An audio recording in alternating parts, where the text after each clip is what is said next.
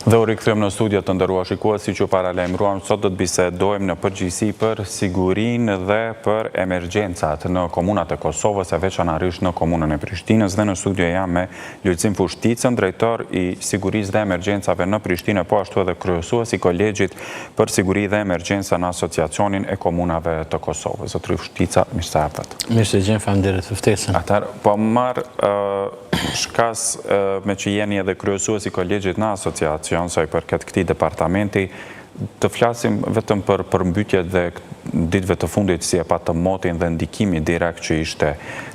duke shkaktuar përmbytje dhe dëme të mëdha. Sot I pamë edhe disa pamje që erdhën, në Rahovec ka pasur rreshje. Mund të na tregoni si është gjendja tani atje? Po, sot në mëngjes unë dëgjova me kolegun Berisha, drejtorin Berisha në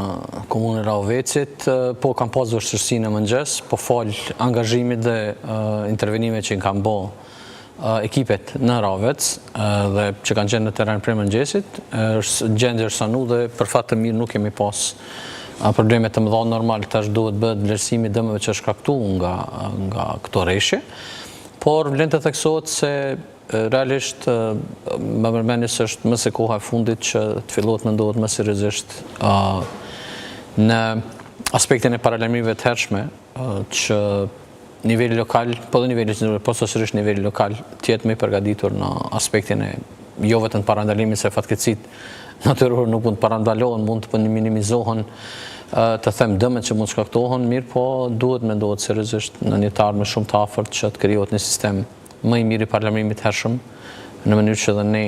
të jemi të përgatitur në këtë nivel. Kështu që gjendja për momentin është për fat mirë, është e mirë, nuk kemi pas rreshje të theksuara, kemi pas të them prapë kam përsërit edhe në emisionin e juaj më herët që po kemi kësi epizode të motit ekstrem që po janë të paparashikueshme, e që po kanë si pasojë po kemi probleme shumë të mëdha për shkak se për një kohë të shkurt po kemi rreshje shumë të mëdha, rrëbeshe të shiut të cilat po ka sjellje të mëdha të ujit, të prockave dhe të lumeve dhe mbasandej po kemi probleme, pamë edhe në javën e kaluar patëm probleme edhe në komunën e Istogut, komunën e Suharekës, ku patëm erëra të forta të cilat nuk kanë qenë të zakonshme, nuk janë të zakonshme për trevat tona, por këto ndryshime klimatike që e kanë godit jo vetëm Kosovën, po edhe regionin, Ballkanin, që nuk janë normale për këto treva, po fillojnë të paraqisin probleme dhe do të paraqisin probleme dhe të ardhmen.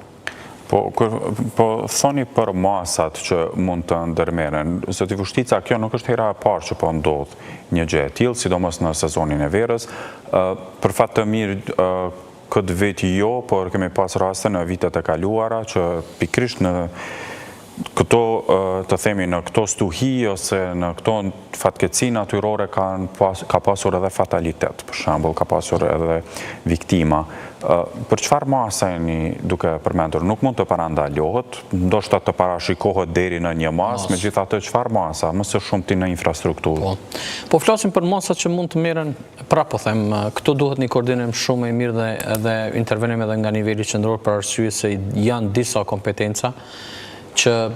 për fat keq qytetarët nuk I dinë edhe nuk kanë nevojë të dinë në fundit se janë probleme të nivelit qendror, nivelit lokal që të koordinimit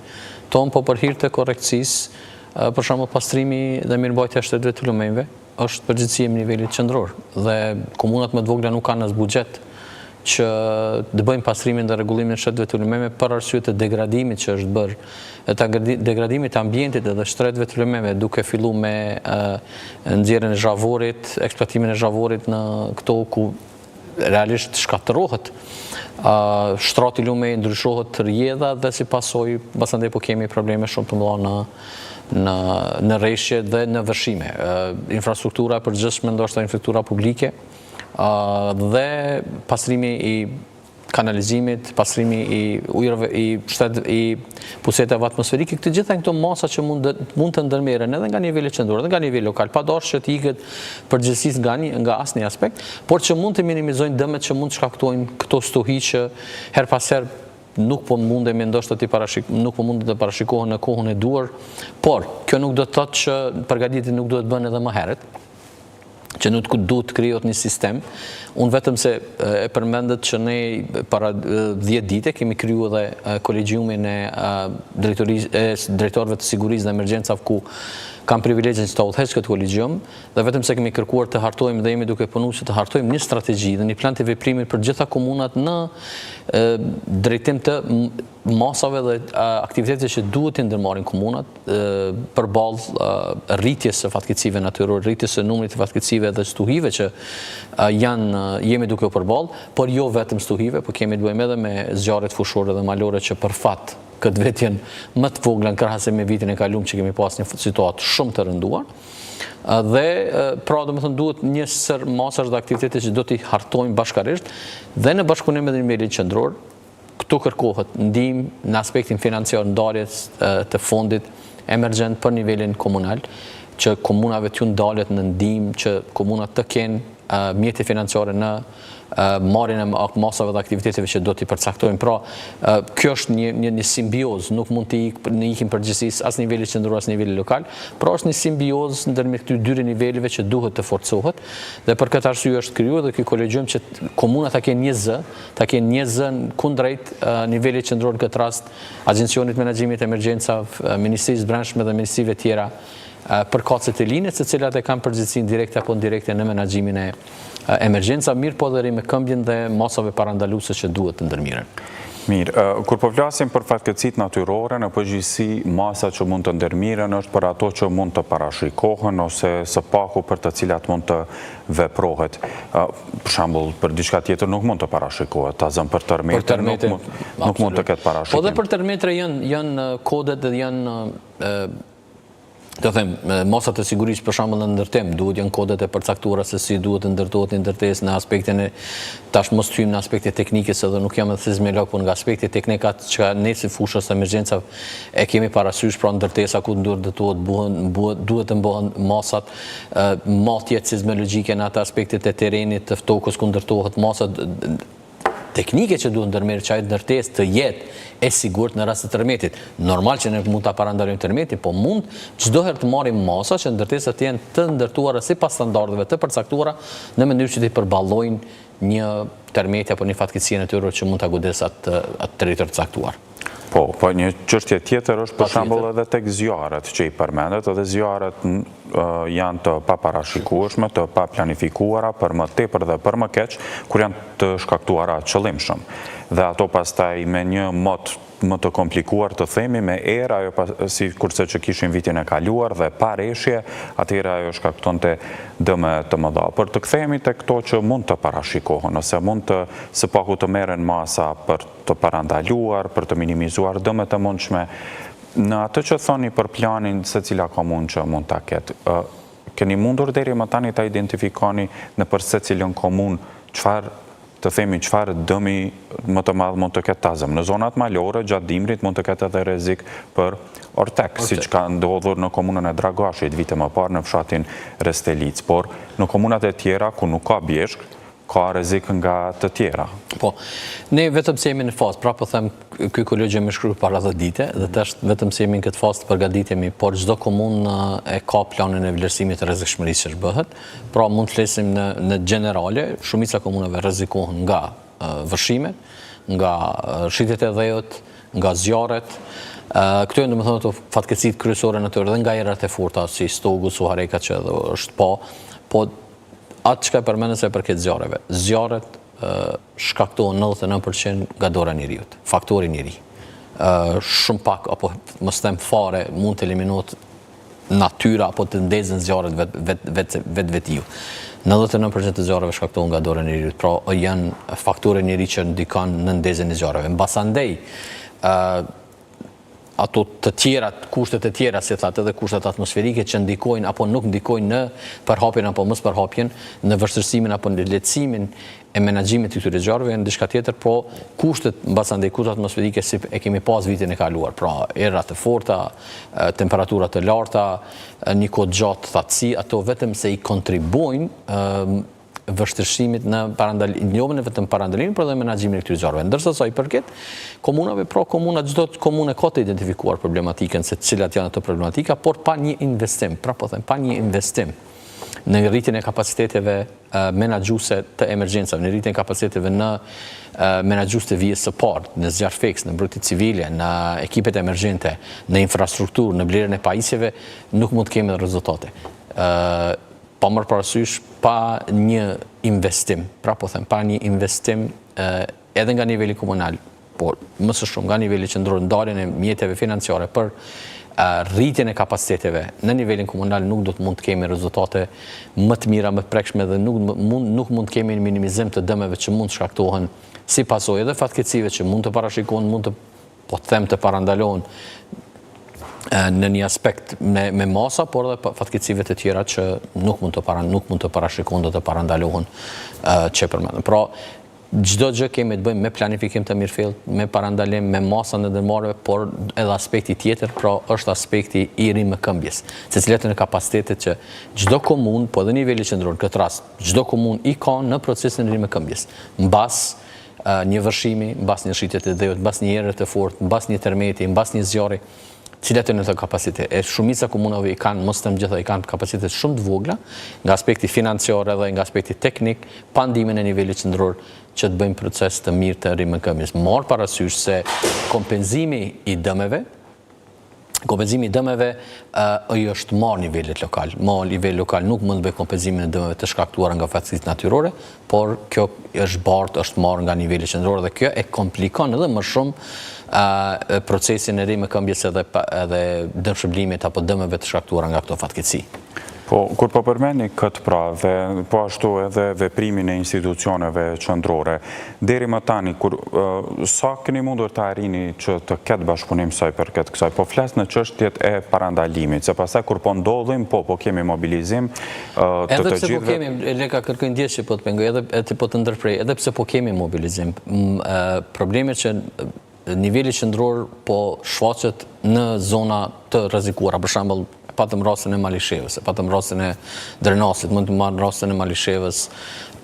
ku kemi pas vërshime të shumta vitin e kaluar, niveli qendror, figurat politike vinë ato ditë, dalin, bisedojnë me qytetarët, mirë po mbas asaj nuk po kemi asnjë masë të ndërmarrë. Nuk ka. Nuk është dhënë asnjë mjet, asnjë komune në rimëkëmbje të dëmeve të shkaktuar që në shkaktuar vitin e kaluar nga kjo. Për shembull, për infrastrukturën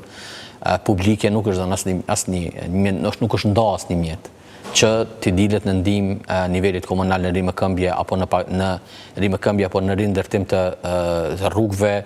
të pendës që është dëmtuar në të digës në komunën Malishevës nuk është marrë asnjë mas. Ajo digë vazhdon që të jetë në një rrezik të jashtëzakonshëm, dhe ajo nuk është përgjegjësi e komunës, është përgjegjësi e nivelit qendror. Nuk është marrë asnjë mas, nuk është bësh asnjë investim. Pra, niveli qendror, kur kemi kësi lloj, kemi një mobilizim të daljes në terren, të vizitave, të shpresë të bashkëpunimit edhe të them solidaritetit, mirë po mbasandej nuk po kemi masa konkrete. Ne kemi kërku edhe si asociacion edhe kryetari asociacionit Zoti Ibrahimi ka kërku në kolegjin e kryetarëve, po dhe ne si kolegjium i sigurisë dhe emergjencës kemi kërku që do të kërkojmë që të krijohet një fond emergjent për komunat. Që një vijë buxhetore veçantë në nivelin qendror të quhet fond emergjent, i cili do t'ju del në ndihmë komunave, të ikim aspekteve burokratike të kërkesave, të ekziston një fond emergjent në nivel të qeverisë, i cili do të dedikohet vetëm për parandalimin, por edhe rimëkëmbjen e komunave në rast të fatkeqësive natyrore dhe fatkeqësive të shkaktuara edhe nga dora e njeriut, se kemi fatkeqësi që mund të shkaktohen edhe me qëllim sabotazha, incidente apo fatkeqësi biokimike, deri te sulmet, mos deri te sulmet terroriste që vijnë në dëmin në atë pjesën e aspekteve që mund shkaktohet infrastrukturë kritike në një komunë. Pra një fond emergjent nga niveli qendror për komunat në parandalim dhe rimëkëmbje marr parasysh, pra po e përsëris, shpresoj që nuk po bëhemi tepër. Kjo çka është duke ndodhur, nuk jam meteorolog, por kem kontakte dhe lexojmë raporte të ndryshme dhe analiza të ndryshme që i diskutojmë gjatë punës edhe me kolegët tjerë. Ndryshimin klimatik janë të pakthyeshme. Është shumë e rëndësishme që edhe planifikimet në vitet e ardhshme të gjitha komunave, po dhe nivelit qendror të bëhen në drejtimin e shtimit të masave, si të masave parandaluese, si masave të rimëkëmbjes, për arsye se edhe viti ardhshëm nuk është që do të na pret ndoshta një mot më i mirë, efekti El Niño që është përmend në nivelin global, të them, pasojat do t'i bartim tek viti i ardhshëm. Pra do të ketë edhe kësi lloj epizoda të motit ekstrem, pra po them mot që stuhitë e paparashikueshme, pra nuk e ka parashikuar tash në këtë nivel as instituti është duke bërë një punë të jashtëzakonshme, kemi paralajmërime nga ata. Javën e kaluar është të gjithë territori i Kosovës ka qenë edhe në nivelin portokall sa i përket aspektit të stuhisë. Për fat të mirë, ajo stuhi tash me shmangu për Kosovën dhe Prishtinën, posaçërisht për pak dhe u godit Shkupi. Javën e kaluar ku mbi 35 qytetarë të Shkupit kanë kërkuar ndihmë në qendrën universitare në Shkup për shkak të lëndimeve që kanë pësuar nga errat e forta, nga llamarinat, nga drojt dhe nga ato. Ajo ka mund të shumë lehtë godes Prishtinë dhe çdo qytet të Kosovës. Pra, kësi lloj epizode, kësi lloj stuhi të paparashikueshme të momentit, të krimit të super qelizave, ato aspekteve tjera mund të ndodhin shumë shpejt për shkak të ndryshimeve të mëdha klimatike në atmosferë që meteorologët i shpjegojnë më mirë, po nga aspekti i emergjencave dhe aspekti i sigurisë që ne jemi përgjegjës për këtë, po duhet jemi detyruar edhe ne që të socializohemi edhe të kemi edhe njërimet në mënyrë që ne të jemi të gatshëm. Jo, për më tepër para 2-3 ditësh, kur e kishim këtë mat, pra edhe në Kosovë, në bjeshkët e Pejës, kishte edhe rreshje të borës në disa vende, jemi duke folur për muajin korrik. Korrekt, po. Megjithatë, sa i përket kësaj për fatkeqësitë natyrore mund të flasim edhe më tepër, megjithatë dëshiroj të kthem pak edhe të fusha tjetër të cilën e ka departamenti juaj, drejtoria juaj, po ashtu edhe kolegjiumi në kuadër të asociacionit që është çështja e sigurisë dhe sidomos siguria gjatë stinës, gjatë muajve të verës, kur kemi edhe fluks më të madh edhe të mërgjimtarëve, por edhe të turistëve, kërkon një vëmendje më të madhe. Si po qëndrojnë komunat sa i përket nivelit të sigurisë? Po vera sjell me veti pra një numër të madh të sfida edhe nga aspekti i sigurisë. Një ndër të sfidave më të mëdha është rritja e numrit edhe të turistëve të diasporëve, të mërgjimtarëve tonë që vinë në shtëpitë e tyre, vinë në Kosovën e tyre dhe i dëshirojmë mirëseardhje dhe të kenë një kohë sa më të mirë dhe normal që ata dëshirojnë që gjatë kësaj kohe dhe të përjetojnë edhe një siguri dhe një kohë të mirë dhe me aktivitete të ndërshme. Dhe çdo komunë organizon aktivitete, organizon koncerte, organizon aktivitete, manifestime kulturore dhe kjo thjesht e rëndon strukturën e sigurisë e kryesisht pra strukturën e policisë Kosovës që është në gjitha komunat e posaçërisht në kryeqytet dhe me drejtorinë e policisë kryeqytetit, marr parasysh se shumica aktiviteteve ndodhen në kryeqytet. Kemi pa javën e kaluar, kemi pas disa koncerte tash padasht, kemi pas koncertin e Limanit, kemi koncertin e Ramlahës, e kemi Sunny Hillin këtë vikend, ku pritet që kemi 60-70.000 turistë apo vizitorë që do ta vizitojnë festivalin përkatësisht Prishtinën, dhe do të ketë një dhe aktivitete tjera që janë duke u ndodhur në kryeqytet. Dhe kjo jashtëzakonisht shumë e ngarkon sektorin e sigurisë. Përgatitjet janë të mos them janë masive. Një numër i madh i zyrtarëve policorë, të zjarfikësve, të emergjenca mjekësore, të emergjencave tjera janë të angazhuar dhe janë duke punuar që çdo gjë të kalojë sa më mirë, por prapse prap kjo kërkon masa shtesë, një problematikë shumë e rënduar për fat keq janë edhe aksidentet e shtuara të komunikacionit, një mos kujdes të them edhe nga një aspekti edhe qytetarëve të vozitja shpejt, edhe pse Policia e Kosovës prapë them duhet falenderoj për një punë të jashtëzakonshme. Po flas tash me shifra ndoshta edhe konkrete se përket kryeqytetit, Policia e kryeqytetit përkatësisht sektori i trafikut kryeqytetit ka filluar edhe nga java kaluar ka filluar edhe aksionin për kontrollin e motocikletave, tricikletave të cilat nuk janë duke respektuar masat e sigurisë dhe është bërë konfiskimi një numri të madh të tyre. Është bërë një numër i madh i konfiskimit edhe të lejeve, të patenteve të shoferit, vetëm në 7 mujorin këtë 7 mujor që jemi duke kaluar, në bazë të dhënave që kemi marrë nga kolegët, janë afër 70.000 tiketa që janë shqiptuar. Pra domethënë nuk dëshirojmë që të kemi vetëm masa represive për dënimit qytetarëve,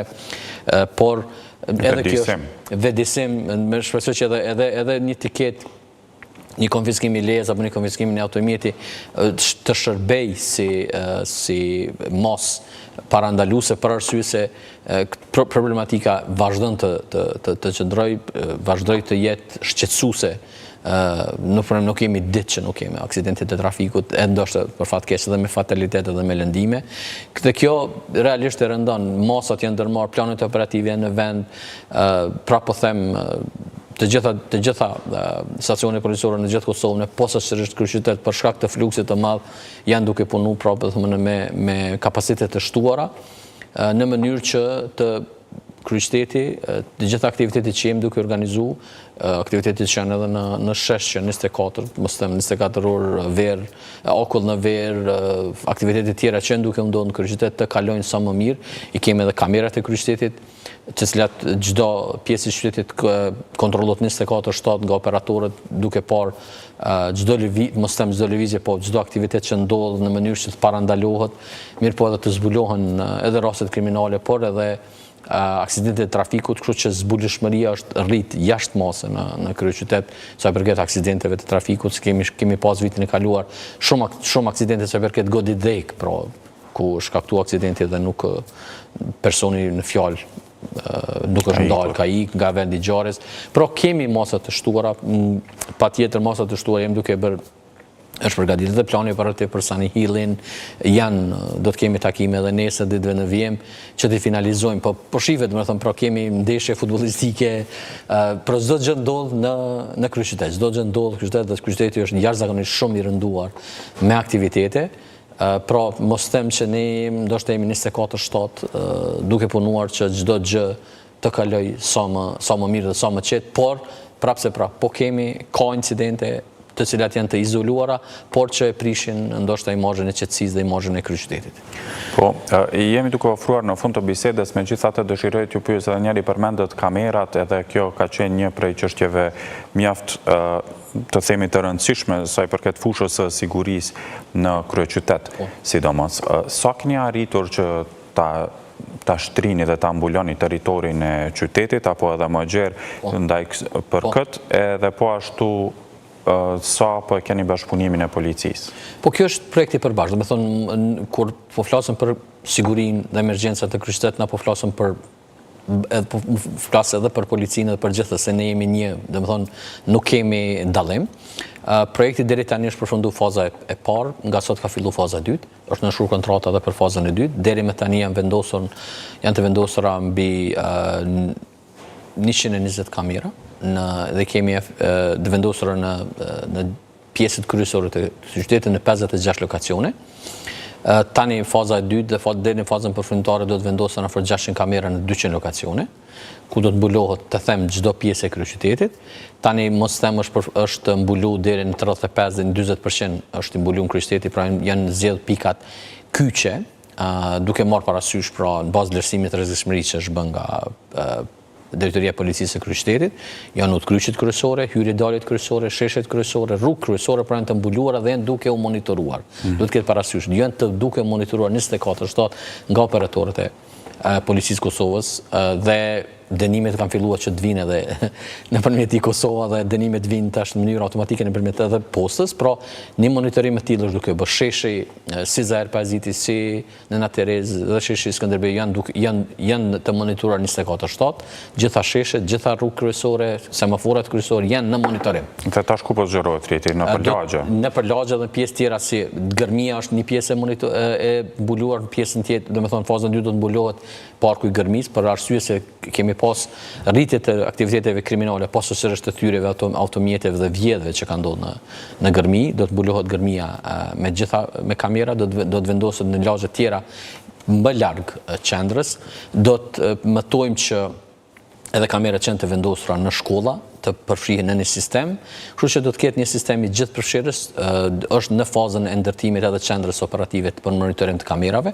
që do të ndërtohet nga drejtoria ime në bashkëpunim me Policinë e Kosovës. Pra kemi zhvilluar dhe jemi duke zhvilluar sa më shumë që të kemi siguri dhe të sigurojmë qytetarët, marrë parasysh se këto edhe në kryeqytet njemi, edhe një koqiri mbi 80% të infrastrukturës kritike, është qeveria, është parlamenti, është presidenca, sistemi bankar, sistemi elektrik, pra do të thonë kryeqyteti është ai që të them, e mbulon një pjesë më të madhe të ofrimit të sigurisë. Pra, sistemi kamera është duke funksionu edhe do të vendosen kamerat, do të vendosen edhe radar mobil, të cilët do të bëjnë edhe matjen e shpejtësisë, që është një masë shtesë në ofrimin e sigurisë në trafik kryeqytet. Zotri Fushtica, faleminderit shumë çfarë. Faleminderit edhe për ju kohën tuaj.